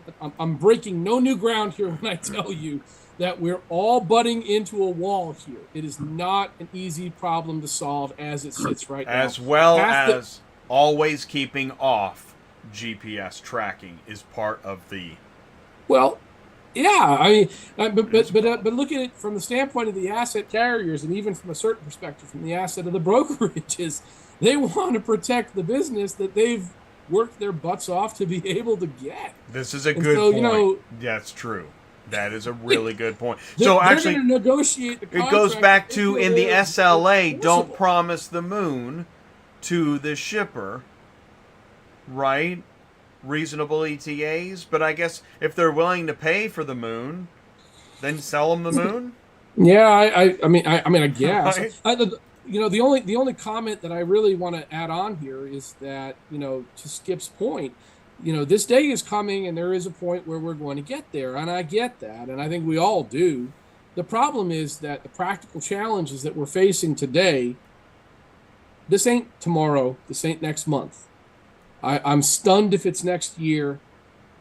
I'm proud if it's 3 years from today, just at the pace of where we are. And I don't mean that because I don't think that it's possible. I mean that from the standpoint of having, had experience with all the different manufacturers that I've had. Every single one of them's priorities is different. And that's what you bump up against is how do you manage all of that into one single source solution? Again, if we had a static reporting mechanism, by the way, every single person that provides invoices that's watching this is like rah go teaming me right now when I say if we had a static invoicing process. One EBOL, right? We're in, baby. Let's go. Go! That ain't today. That's part of it too. Good point. Right? That ain't today. And at that point, if you had that standardization, to your point, it's almost like email, right? You could use whatever email system you want. You're going to get emails from your clients, whether they're using an Android, an Apple, or what have you, because the process of email works the same for all of those. So you can still have choice, right, with whatever TMS you want to use, as long as they're getting that information in a standardized format. Imagine if with email you had to have a separate email box for every device that a customer was using. Okay, I just want to hit upon that. In this industry, in auto transport, do we have the most number of variations of technology? I can't think of another example where I have 10 different types of email that I might use, or 10 different. I mean, maybe only in when we, you got Netflix and Hulu and Paramount and Prime and Roku and YouTube, but even then, it's still more manageable. Well, I can't think of a less manageable industry software. Well, what if you had to have a different TV for all of those, right? Now, there you go. That's a fantastic way to look at it. Excellent example. So, I mean, David and I had a long conversation about standardized EBOLs. Everybody wants an electronic version of the BOL. Well, that'd be great, except nobody's got one. Everybody has an EBOL, but none of them are a standard format. Well, they all contain the same information, right? If we could figure that out, that'd be a big issue. All of this is it's standardization, and it's either we're gonna solve it or somebody else is gonna solve it for us, right? They're gonna say you're gonna use form 123. Everybody in this contract uses form 123, this type of EBOL, right? It's either going to come down to that. It's going to come down to, just to be quite honest with you, it's going to come down to survival of the fittest. And at some point, there's going to be certain entities who capture enough market share that they're going to be the ones to turn to, right? And I mean, like I said, for us internally, we made the conscious decision not to build out our own app because of everything we talked about. We're using a third-party app that we feel is one of the industry leaders, because that gives carriers the ability to use that to accept dispatches from multiple sources besides us, and we're still getting the benefit of that tracking information by them natively using that app. So that is one of the things we saw, and that might be the short-term answer to where eventually there is some standardization. But I think there's so many out in the industry right now, we're probably going to see a couple of them bubble up to the top, and that might help out a little bit with standardizing tracking. Okay, Marco, I'm going to push back a little bit. I want to push back a little bit on what you said. Okay, I like a lot of what you said, but I'm going to push back just a touch. I'm going to say I don't think it's going to render us into a situation where there are 2 or 3 market leaders. I don't see that happening, at least not in the car haul space. At this stage, we are there are so many different entities and enterprises and business methodologies. I'm not even going to get into whether or not I understand them all, but there are so many out there that I don't believe that you're going to see a consolidation of entities within the car haul space from a corporate and company standpoint. Now, what we may see is that 4 or 5 of the manufacturers gravitate towards a particular standard. And we may see deviations of those standards based upon the particulars related to, how this manufacturer does it, or how, Carvana or CarMax or one of those larger players that have nationwide reach do it, or if there are nationwide or even substantial regional dealers that have a stake in this.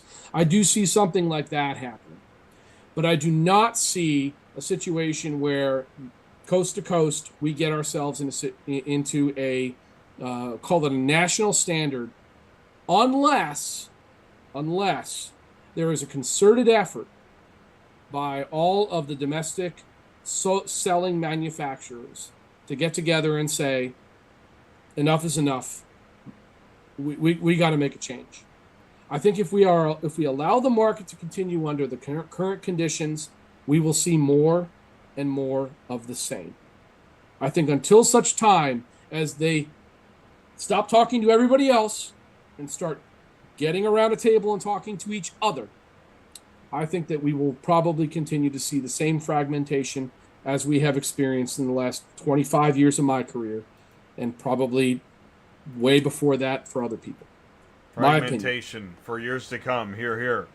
Now, Marco, I wasn't talking so much about the manufacturers, Joe. I was talking more so brokerage or as a carrier of using a TMS as a means to communicate, right? So that brokerage market is a massive market, big, as big or bigger than new OEM sales.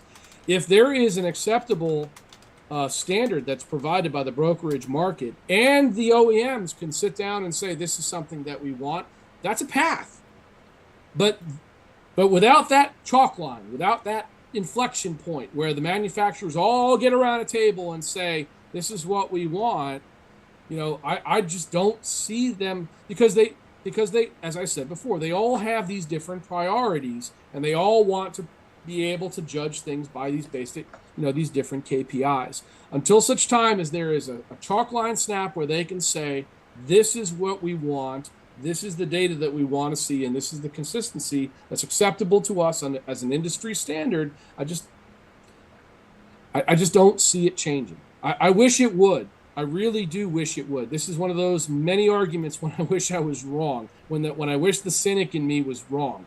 But unfortunately, for what I've seen, the way that I've seen this market develop, it has really been a struggle to be able to try and get any kind of standardization absent damages and claims. That's a kind of a different animal, and I think a lot of that has to do with the fact that this dealership owns multiple stores and multiple manufacturers, and they don't want to have a code card for X and a code card for Y that they have to jump through. I think that market demand forced that to happen. Until market demand forces the manufacturers into a situation where consistent transactions are a part of this equation, this is what we're going to deal with. Now, let me add another comment here, and I really don't want, again, I want Skip, I want you to understand, I'm not trying to be diminutive of any of your points, because I think the freight being moved as we progress through, the next 50 years of this industry, at least at least through my career and probably longer. I think that being able to pinpoint time and accuracy is going to become more and more of a focus to the extent that it can. The problem is that right now we're hitting a wall between what is wanted and what can be provided. And until such time as the parties start to get in sync, we're probably going to keep hitting that wall. That's my opinion. I'm off my soapbox.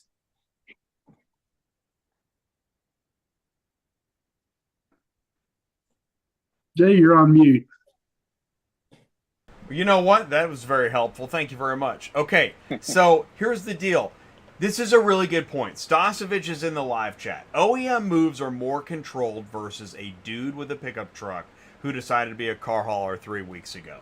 We are seeing a stark difference in new versus used on this issue, and Stasovich is pointing it out. Fair? I mean... Yes or no? Yes or no? Yes and no. Yes and no. Okay. Well, how long before everybody's... Say we started with the manufacturers. Okay, now the dealer knows that's possible. All right, well, now he knows that you can track his new cars. Why can't you track his used cars? Why can't I find out how long it's going to take from Mount Juliet to my store in Chicago? Yeah, but you're going to crank up Joe again, and Joe's going to tell you, some of what he said. Isn't the new car? Ty, what's going on? I think Joe, dude. Hey, Ty, how are you? Haven't talked to you all day. Good.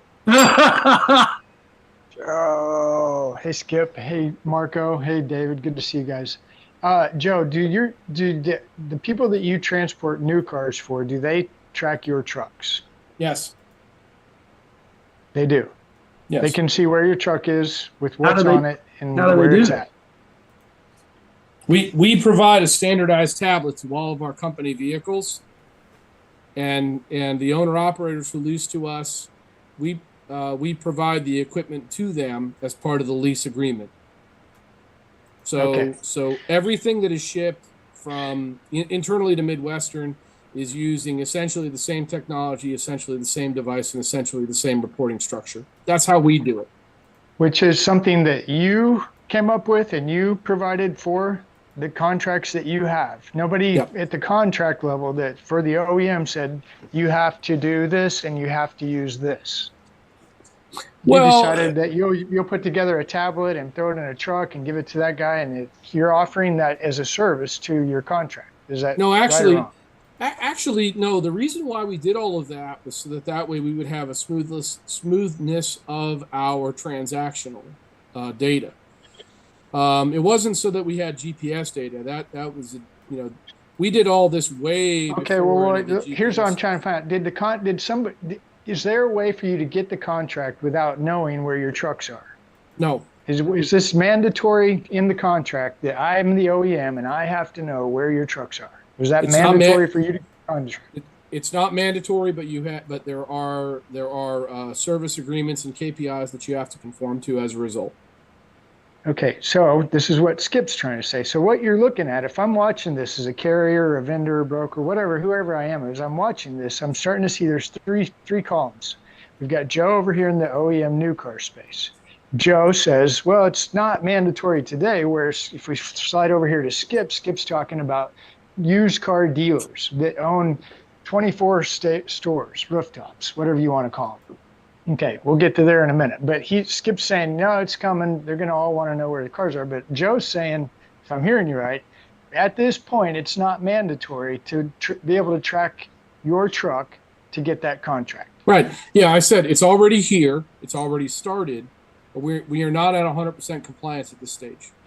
Okay, so we can all agree it's coming. So there's your OEM. Joe's man on the street, live, does it every day. And Joe just told us, it's really not mandatory, but you might as well call it, it's here. All right, let's slide over to Skip. Skip, in my opinion, if I'm watching this, Skip's talking about used cars. Now, this is where I think it gets crazy because Skip, the guy that has 24 rooftops, Where is he buying his cars? What are his buying habits? Probably most of his problem is coming from the fact that he's buying online. That's just my guess. And he's probably not buying truckloads, because I bet if you get that guy back on the phone, Skip, and ask him, how does that work when you buy 9 cars? Do you have any problem tracking those? No, because they're here tomorrow. Is that right, Skip? Well, no, not necessarily. I mean, if you look, Joe mentioned, who was it, CarMax, right? They buy from every auction in the world, right?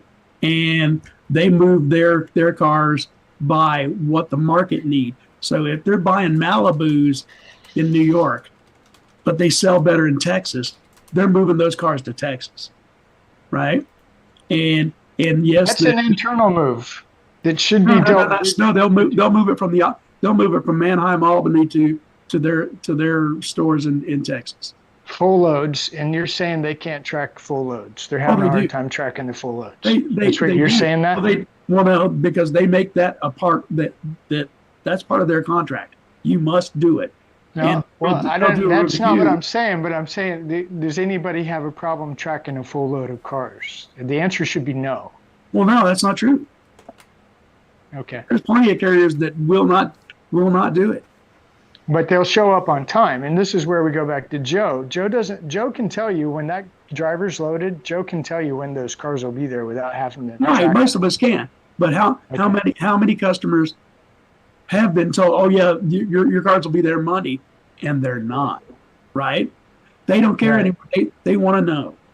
They don't want to make that call. They don't want to worry that it's not going to happen. They want to know. Then you slide over to Marco, and you're dealing with POV, which in my opinion is retail. That's the guy that does use Amazon, Grubhub, and Uber all the time. So that's a completely different story that I would never want to try to even talk about. Marco, thanks a lot for coming tonight. You're welcome. Yeah. No, but we are a mix of that POV and dealership space, as you know, Ty. And what I'll say is that while on the POV side, it is an expectation of the customer, again, based upon consumer buying habits. And I think those same habits spill over to the dealership side as well, to where, they also have the expectation that they will be able to know when those cars are coming in, not only within the service level, Ty, of when we're saying, but specifically when. Because I'll go back to my earlier point, which is there is a whole series of procedures and steps that are being set up based upon them knowing when that vehicle will land. And that is the part for them that, you delivered in your SLA, but you were 3 days later than what we thought you were going to be. I wish there was a way for us to know that 3 days ago that you were going to be later without us having to call you 75 times or, have you call the driver or points like that. So that's what we're seeing, at least with our customer side, is that more and more of them are expecting that tracking for various reasons. And that's something we look to provide for them. Hey, Marco, do you guys offer relatively real-time shipping on like a company website or something like that where you can track a delivery or whatever? Correct. We have a portal, if you will, for a lack of a better term for it, that is, driven by credentials. So a shipper or a B2B client that we're working with has the ability to go in and see the status of each one of their shipments or bins, so they know what's going on. That's correct. Yeah. So like what we see a lot, because we don't do a lot of POVs, we do almost all B2B. For us, that kind of portal doesn't add any value. It goes to an industrial piece of software, and then that software goes to wherever it goes. I think it's interesting that, and I guess this kind of this goes back to one of the points that I was making before about the various priorities. In a couple of cases, we've had OEMs that started with, let's just say, brand A, and that didn't work for them. And they went to brand B, and that didn't work for them. And now we're on brand C, D, E, F, and G. We're not seeing the same degree of consistency. I think this is a key point that I want to make about why it is that I say this fragmentation is a problem. And that until such time as there is a group effort to get together and discuss this, what's a priority, we're not going to see a lot of change. GPS tracking versus geofencing. Wouldn't geofencing help alleviate some of the pinpoint tracking concerns? Yeah, right. I'm gonna tell you a kind of funny thing. Maybe 2, 3, 5 years ago, I would have said no way in hell, because there were too many destinations, too many origins, and too many intricacies. But with AI now and programming, I'm not sure I would say that again anymore. I think that those times are changing. That technology is radically reshaping what that can do, and there could be some real applications to geofencing that does alter some things, some whatever the key word is now, demolish the industry or disrupt it. Well, I mean, that if that would be a solution to people, one, that would solve the privacy issue, right? If on the map they didn't see a dot, they saw a circle. Yeah. Your computer is within this 5, 10, 50, whatever radius. And that's okay too, because they can still go, okay, well, I know where the guy's at. Right? So, I mean, I agree with you. I think that could be solved. I mean, disruptive. That's the word I wanted. There you go. Disruptive. Yeah. And I mean, David, what do you think of geofencing, David? I think to me, it still hits the same milestone marker that I think about. We just need to know you're on time, you left, you're en route, some method. It's just another method to predict that, or to get that notification that, the vehicle is within a given range. So to me, I just look at this as more of a psychological issue. Like what do people need to feel comfortable and confident? Agreed. And this is a psychological issue. That keeps me off the phone. That keeps me from making the call.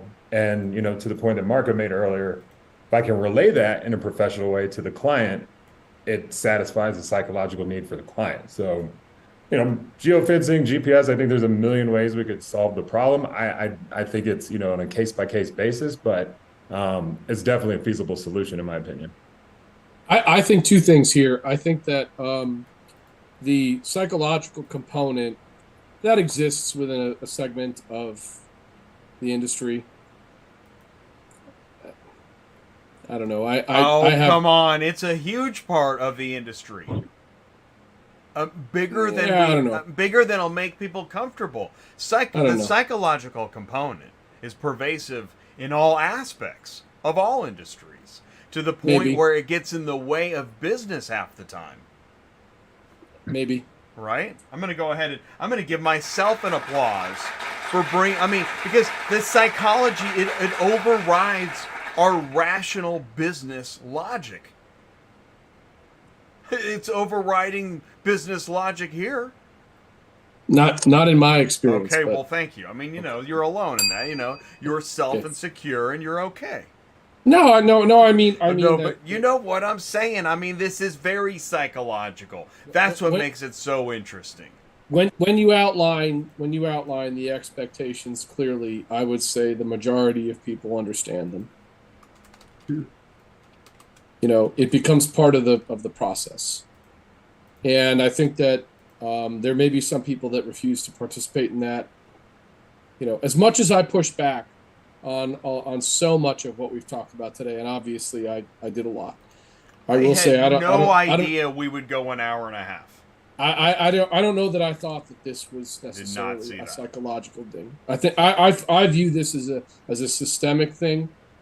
Okay. More than a psychological thing. Well, I think that's very astute. Right. And Joe, I agree with you. There's going to be a portion, no matter what, that don't get on the bus, right? And they're only gonna limit their opportunities in the future. I agree. Like you said, if they can't figure out how to transition their business to the market, they're only going to leave themselves in a spot, right? You're correct. The market will leave them behind. Yeah, absolutely. Mm-hmm. Final thoughts. But I think going back, I think going back, Jay, I think that systemic I don't think that you can count the psychological thing as nothing. And I think that I agree. It is not nothing. Yeah, it's not. In fact, it's bigger than maybe it should be. I still can't understand how thinking you're going to get less phone calls if you keep the GPS off. I actually can't figure that out. And I understand if someone doesn't understand your methodology. Like, if I were to get well, I thought you were going to go to the grocery store if you went north and then you went east, but you went south and then you went west. Well, I'm still headed to the grocery store. Okay, but why did you go south and why did you go west? I understand not wanting to have to go through those motions either. And I don't know if the data supports that that's happening. There's a lot of unknowns, which is why I think this is such a long conversation. Plus, you got new versus used, different types of customers, different shippers, SLAs, what they paid, expectations, technologies, types of service providers. My God, it goes on and on. I was a fool to think we could cover this in one show. Marco, let me ask you this: in your experience, I have an opinion. In your experience, when a driver is faithfully dispatched on a load, are the delays that you see on delivery typically unreasonable? I would say in 90% of situations, are they unreasonable in your experience? I wouldn't say, Joe, they're unreasonable, but our challenge is having those delays communicated to us in a fashion so that we can relay that to the client in time. That's true. And by us having a representation of where that driver is, sometimes we could say, whoa, you should be further normally than what you are. We may call them to say, is there an issue? And we get, oh, yeah, man, sorry, this happened to me. I've been so busy and consumed with it. And we'll find out points like that we could relay to the customer. So I guess that's how I'll answer your question. There normally isn't anything that's unreasonable, Joe, but sometimes it takes longer than we would like to get that communicated to us. And so I think that I want to touch on this now, okay? That right there, what we're talking about right there, that's the magic of managing this business. That's the difference between, trying to systemize the entire industry. That doesn't work that way. You're dealing with human beings. How many times have I been on this cast and said relationships matter? This is where that falls into place, right there. Having that discussion with your client, with your broker, with your sub hauler, with your customer, all that other stuff. And this goes back to the point that I made before about when you contact that customer and say, here's bad news. What are we going to do to fix it? Here are the steps that we take. How often is that received badly? Most of the time, it's not received great, but at least they understand where you're coming from and they're willing to work with you. And I think that, again, the relationships aspect of this business falls into place. It always does, Jay. It always does. I'm always going to bring this up one way or another. No, it's true. That's a fantastic point, Marco. I really appreciate that. Sure.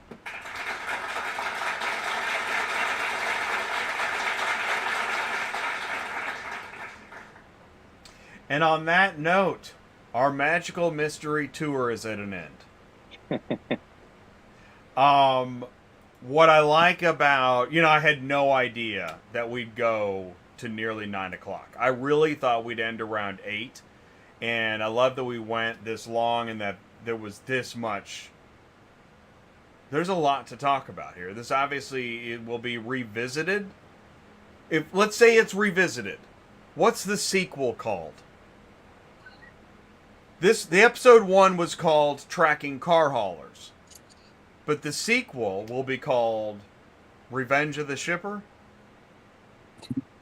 Well, no, I think we've agreed that it's going to happen. I guess, episode 2 is going to be, so what do we do about it? All right, everybody has to propose a title for episode 2. So what do we do about it?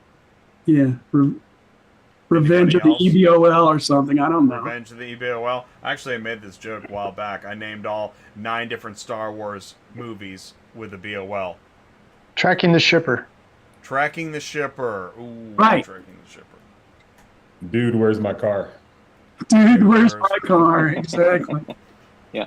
Okay. The phone tag rodeo. Where's my car? Phone tag rodeo. Ooh, I like that one. I can't beat David's. I like his. This is best. Yeah, I like David too. Yeah. I think that the premise is that this isn't just a, topic that necessarily is going to dwindle out. I think it's here to stay, and I think that from a carrier's perspective, my opinion at least, in the line of work in the clients we service is, by allowing tracking, you will open yourself up to, I think, less burden from working with the broker, if you work with brokers. And you're also, frankly, going to open yourself up to maybe be able to get a book of business and haul some cars that you might be exempt from hauling if you weren't willing to participate in allowing tracking with GPS. That's my personal opinion. All right. Well, I think that is a perfect place to end this. I want to thank everybody. Skip, Marco, Ty, David, Joe. Thank you all so much for taking the time, participating. This is an important issue. It's not going away. It's only going to keep going. So thank you all so much. Really appreciate it. It's been fun. Thanks, guys. Good to see everybody. Very interesting. Thanks, everybody. Yeah. Joe, I'm wearing my Azuri shirt next time we're on together, man. What's the word? Let's go. Oh, yeah. This is rugby. No, I mean that, but that's not a rugby I'm just hanging shirt. up on you right now. This is a rugby match. So bring your rugby shirts next time. It's a scrum. Yeah. It's a scrum, exactly. Thanks very much. David, I'm glad we made it in time for you, right? You're still with us? Yes, appreciate it. Yeah, Awesome. I'm here till I got a few minutes. Yeah. Yeah, perfect. Really appreciate that. Skip, great job posting this on LinkedIn and starting this conversation. And I would say this too, because you shared a post with me today too, is that by posting on LinkedIn, this is an interesting form of repurposing media in that this show came from a post you made on LinkedIn. Then this show can generate another post on LinkedIn, which can generate another show, and on it goes. So I really like seeing how social media begets social media. So I'll get a commission then? Well, if we were getting any money, yes, maybe. Okay, so next episode, how to make money with social media. Right, okay. Yes. So we have that to look forward to as well. Perfect. Get in line. You can buy me a hot dog at used car. I'll tell you what, I'm in line first, but you can be in line with me. Come on, it's just a hot dog. I Come know, on. it's crazy. Shoot, yeah. And Hot I'm dogs here. in lane 8? Scottsdale hot dogs are only like $20, $25 or something. Yeah. Because they cook themselves. At least they did.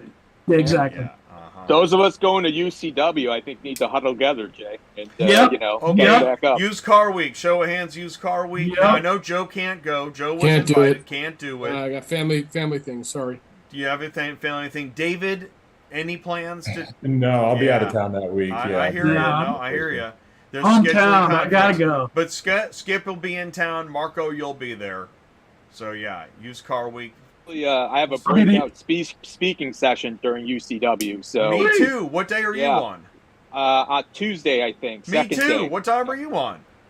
In the morning, 9:30 No, maybe. me too. Oh, okay. I think I'm around 11. We'll have to support each other's and what? pop in Yeah. there, Jay. All right. There you go. Well, let's show some support. That sounds awesome. ATI support, right? Exactly. There you go. I love that. I appreciate Exactly. that. Love it. That's awesome. You guys, thank you so much. I really appreciate it. Please do stick around. We're going to do a couple Ask Larry questions. I'll end the meeting here. Thanks, everybody. And see if you can get all 3 questions right in the live chat. Ready? All right, here we go. Here comes the applause. And here comes the meeting. Thank you so much. It's always so hard to let go of these meetings. See you soon. All right, cool. See you guys in. All right, take care. All right, so I ended the meeting.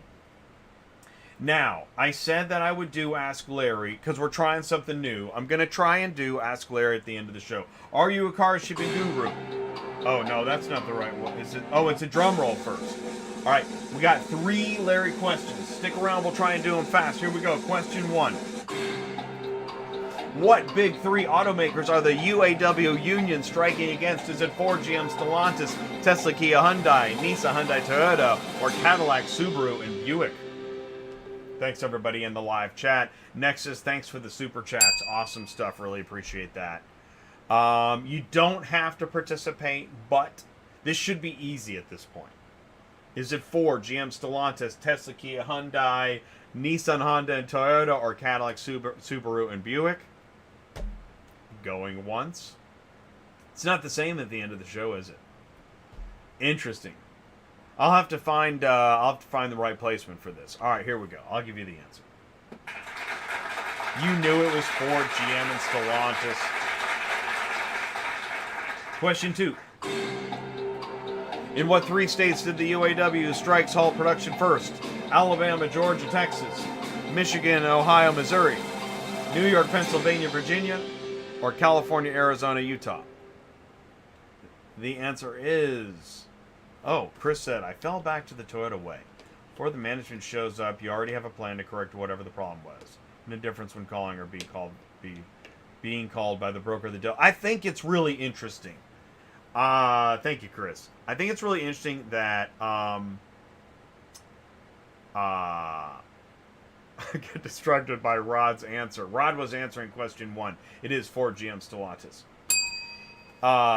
That if a carrier or driver turns on their GPS so that the broker or dispatcher, which are 2 totally different jobs, but if a broker can see it or if a dispatcher can see it, it'd be helpful. They are the last line of defense before the shipper, before the client, before the SLA.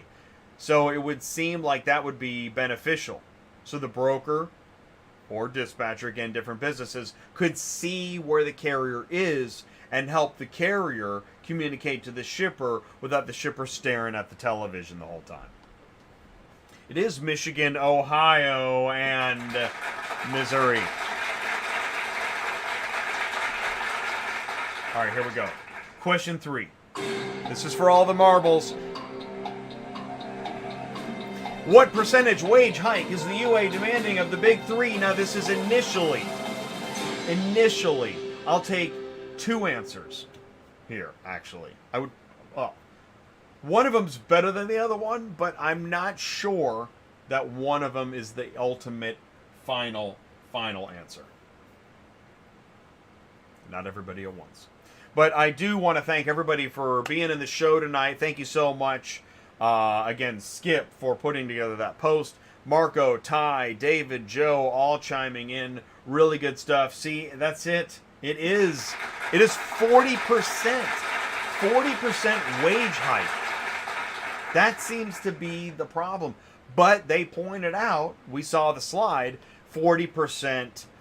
This is the thing. It's interesting. And I talk about capitalism, and I don't think it goes over well until then suddenly there's a strike. The thing is that if the CEO is going to make 1,000 times the worker, well, what is it like to be the CEO? What did it take to become the CEO? How long are you going to still be the CEO? Is 1,000 times justified? I don't know. Should it be 100 times, 50 times? I mean, who's the decider? As George W. Bush once said. He's the decider, actually. But the thing is that, should it be 1,000,000%? In capitalism, it can be 1,000,000. It can be 1,000,000,000%. And you can brag about, historic profits for, that you made. And it's awesome until it's not. So, I don't know, isn't the expectation that your wage hike needs to match the CEO's wage hike? Isn't that a bit of a, oh God, no, am I going to say the commie word? Isn't that a bit of a socialistic viewpoint? Fine, I said it. Again, I don't think that word is the devil either, but my point is that it's in the way we look at things. Perception and psychology came up tonight. Isn't perception and psychology coming up? Now, what about COLA? Cost of living adjustment? Okay, cost of living adjustment maybe should be more than 6%. But is it 40%? Didn't you measure inflation at 20%? How'd you get to 40%? Because that's what the CEO's making? I don't know. So I don't know what the answer is. I just know that if they stick on a hard 40, it's gonna yeah. it's going to be a problem, and then we're going to go back to overseas shipping, and then the pandemic hits and everybody wears a mask again, and then we want to bring it home again, and then we send it overseas again, and on in the supply chain, and it's crazy. Dealers aren't rude and have a bad attitude. That's a perfect way to end the show. Thanks, everybody, for jumping in the live chat. Thank you, Superflow Systems, Auto Haul Exchange, and Super Dispatch for your support. Thank you so much. I appreciate you guys, everybody, for tuning in. No show Thursday. We'll be back on Tuesday with OEM Car Haulers Part 2. So please do join us for that. Let me know if there's something we need to add. Send in the news, autotransportintel@gmail.com. Otherwise, you know what? I'm going to run the car hauler. Here it comes. Thanks, everybody. Take care, and we'll see you soon. Peace out.